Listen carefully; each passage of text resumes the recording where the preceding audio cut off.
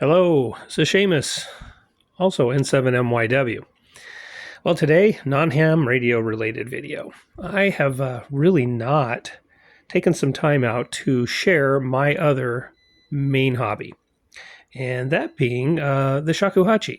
Now, the shakuhachi, for those who are watching this channel who don't know what those are, that would be the Japanese bamboo flute. Now, there are pieces of bamboo made into flutes all around the world, and various types of flute, various keys, pitches, and different cultures.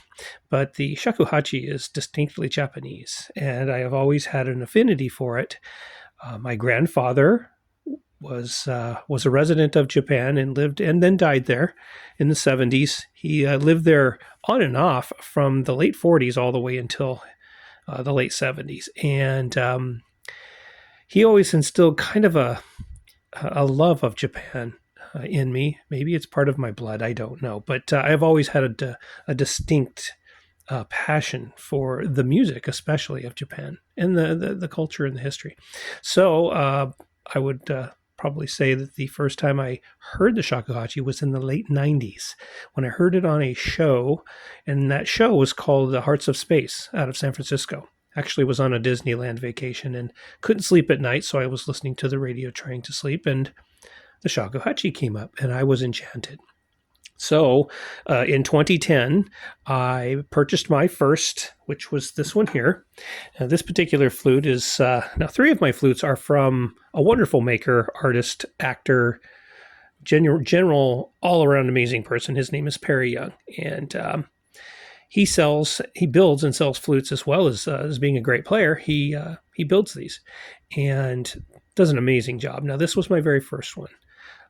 This one was called his Earth model, which is more of a meditative flute. You can see his Hanko right here, the mark he used. He made these mainly for meditative use. They do not have an inlay, an utaguchi right here, and they are a jiari, which means, or jinashi, which means that they have no filler on the inside. They are completely natural. And that was my very first one. So I started learning how to play with this flute in 2010.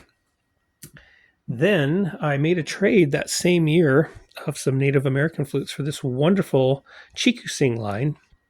There's the Hanko there for that. This is also from Perry Young. The Udiguchi here is a Mayoan, very considerably smaller than some of the others. But this is a 2.0 to 2.1. I'm trying to remember the key. I believe this is in C. I'd have to double check. So that was my second flute, 2010. And then in 2014, this particular flute is a restored model from the 1960s, so pretty close to the same age I am. I'm just going to say that it was 1966. It could have been earlier. And this particular one has an utaguchi from the Tozan school. Now, granted, at this particular time, I am studying Kinko-ryu school shakuhachi, but really, it's not a critical thing to have any of the utaguchis on there. But this particular flute, I purchased from Perry Young as well in 2014, October of 2014. I have named him Hideo, and he is an amazing flute. I absolutely adore him. He sounds wonderful. Just recently, I did have a very small crack develop in its playability, so sent it back to Perry, and he put new bindings on here. So it sounds great. It's working beautiful.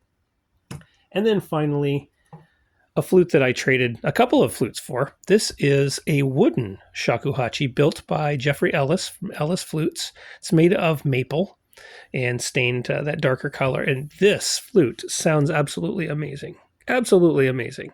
I'm not going to play any during this video. I might make a second video where I'll noodle around a little bit on them. But this particular flute is my everyday flute. I use this one every single day for my practicing. And I would probably say, secondly, I use Hideo, and then onto the chikusing. And then, of course, when I go out and about and I don't mind a flute to just for meditation or to play at a park or just for fun, I'll take my Earth model flute. So that is my collection. The shakuhachi really means so very much to me. And sorry for the camera wobbling there. But these are the flutes that I use. And I would like to eventually get myself a Kinko-ryu Unoguchi shakuhachi, and that is what I'm shopping for now. I'm gonna have to probably going to have to trade some Native American flutes away in order to get that because money is very tight right now. But I do want to find a Kinko-ryu. And so those are the flutes that I use. I now have a new teacher. And my new teacher is teaching me a lot of wonderful things, and I really look forward to that.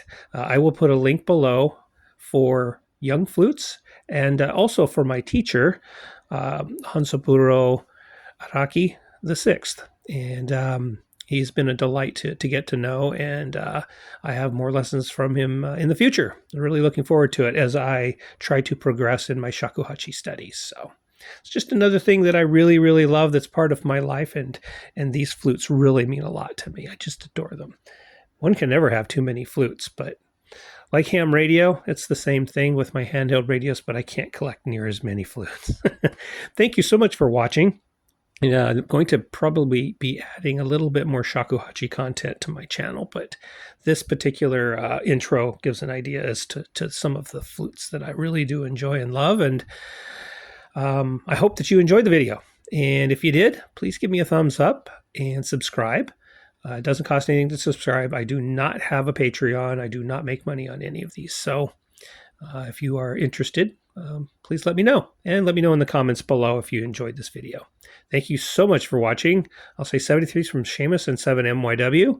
Have an amazing day.